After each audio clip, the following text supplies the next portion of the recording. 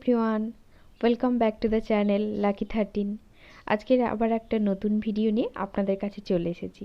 তারপর বলুন কেমন আছেন সবাই। তো দেখুন, আজ সকাল থেকে কিছু শ্যুট করতে পারিনি, তাই কিছু খাচ্ছিলাম, কিছু ফ্রুটস এবং বেলের শরবত, ওটাই আপনাদেরকে দেখালাম।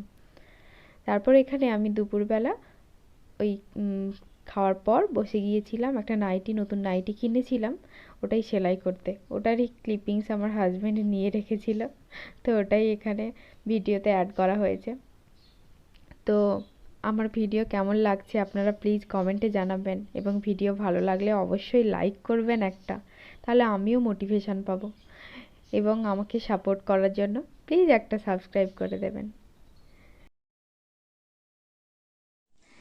এই টিউশন পড়াতে যাব, বাইরে ভীষণ ঝড় উঠেছে, জানি না বৃষ্টি আসবে কিনা। এই চুল আঁচড়ে নিচ্ছি, চুলটা বেঁধে বেরিয়ে যাব ইচ্ছে আছে, জানি না বাইরের পরিস্থিতিটা কি হবে, তাও ইচ্ছা আছে যাই পরিস্থিতি হোক আজকে যাওয়ার, কারণ সামনেই ভোট আছে, তো ওই দিন যেতে পারবো না। আজ যদি বন্ধ করি, ঠিক আছে, আবার আপনাদের সাথে পরে কথা হবে, এখন বাই।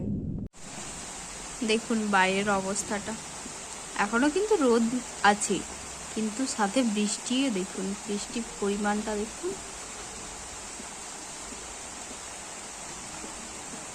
সাথে বাজ পড়ছে। এখন বন্ধ আছে, এই দেখুন আবার, মানে মাঝে মাঝে এত জোরে পড়ছে বাজটা, কি করে বুঝি আর। বৃষ্টির সময় বাইরের পরিবেশটা কত সুন্দর না লাগে বলুন, যেন তাকিয়েই থাকি সারাক্ষণ বাইরের দিকে, কত ভালো না লাগে। আমার তো একটু গ্রামের ভেতরে বাড়ি, তো গাছপালা আছে, বাঁশ জঙ্গল আছে, ওর মধ্যে গোসাপ আছে, অনেক কিছু আছে, আপনাদের দেখাবো। অত বড় বড় গোসাপ একদিন দেখাবো ভিডিওতে। দেখুন আমার বাড়ির একদম পেছনেই পুকুর, ওই একটা পুকুর, ওই মাঝখানে একটা বাঁধ মতো, আবার পরে আর একটা পুকুর আছে, বড় পুকুর। ওটা ওটা যদিও আমাদের নয়, ওটা অন্য একজনের পুকুর। ওই বাঁশ জঙ্গলটা, এটা এই গ্রামের, মানে গ্রামের বলতে আমাদের পাড়ার অনেকের আছে, আমাদেরও আছে শুনেছি, যেটা আমি অতটা খুব কিছু জানি না। দেখুন অবস্থা, দেখুন বাইরে, মানে রোদ আছে, সাথে সাথে আবার বৃষ্টি হচ্ছে, আর সাথে আবার বাজ পড়ছে, মানে সবটাই একটার সাথে আর একটা ফ্রি।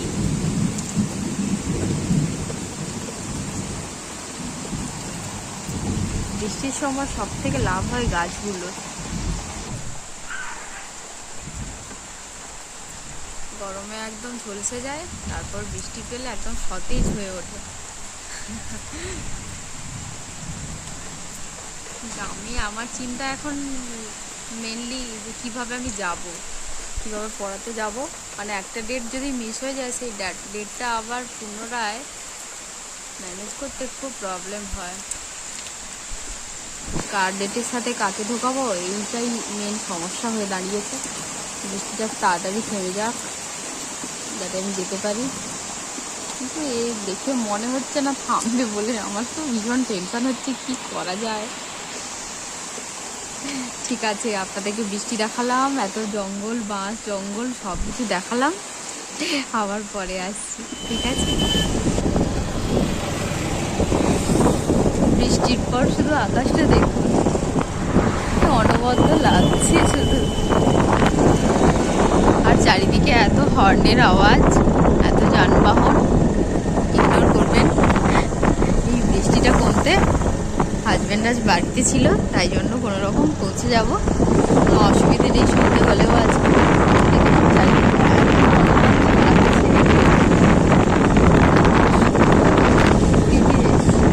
বৃষ্টির ভালো লাগে।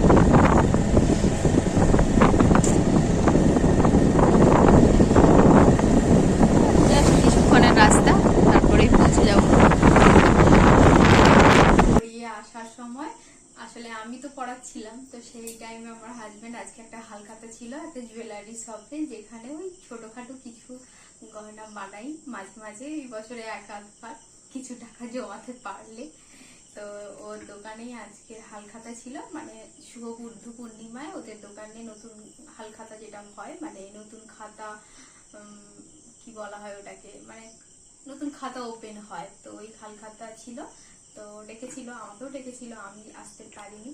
কিন্তু আমি ও আসার সময় মানে আমাকে নিয়ে যখন বাড়ি ফিরছিল তার আগে থেকেই ও দোকানে গিয়েছিল।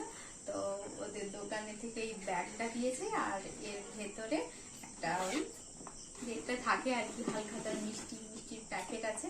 তো দুটো দেখতে পাচ্ছেন আপনারা। তো আসলে আমার মাও কিছু কিনেছিল, কিছু বলতে ওই একটাই বোধহয় কিছু একটা কিনেছিল সোনা। তো ওর জন্য ও গত বছরও দিয়েছিল, এবছরও দিয়েছিল, মানে মানে ও প্রত্যেক বছর মেবি দিয়েই যাবে ওই একটা কিছু কেনার জন্য। তো দেখুন এটা হচ্ছে মিষ্টির প্যাকেটটা। তো আর কিছুই নেই, ক্যালেন্ডার করেনি। এটা সত্যি খুব ভালো, কারণ ক্যালেন্ডার মানে কোনো কাজে হয় না, বেকার মানে লোকের বাড়িতে পড়েই থাকে। কারণ কোনো ঠাকুরের ধরুন ছবি দিয়ে ক্যালেন্ডার বানালো, কিন্তু ওই বছরটা শেষ হওয়ার পর সেই ঠাকুরটাই ফেলানো হলো, মানে এটা অপব্যবহার। আমার মতে ওটা মানে কাজের থেকে বেশি অপব্যবহার হয়। ঠাকুরের ছবিটা দিয়েই এদিক ওদিক পড়ে থাকে, জিনিসগুলো নষ্ট হয়, আর সেটা দেখতেও দৃষ্টিকটু লাগে। তার থেকে এটাই ঠিক করেছে, খুবই ভালো, খুবই ভালো লাগলো। তো এইটুকুই ছিল। তো আমি এখানেই আপাতত শেষ করছি, বাই।